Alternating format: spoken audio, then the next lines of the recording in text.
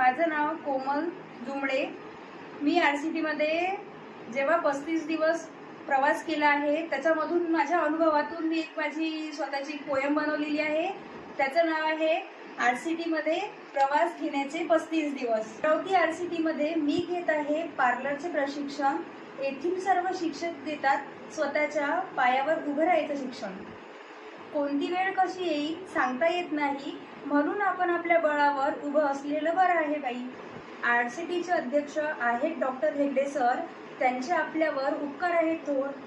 Business grow up करायचं knowledge देतात येथील मॅम आणि सर, त्यांच्या मोटिवेशनमुळे आमच्या कामात पडेल आणखी भर।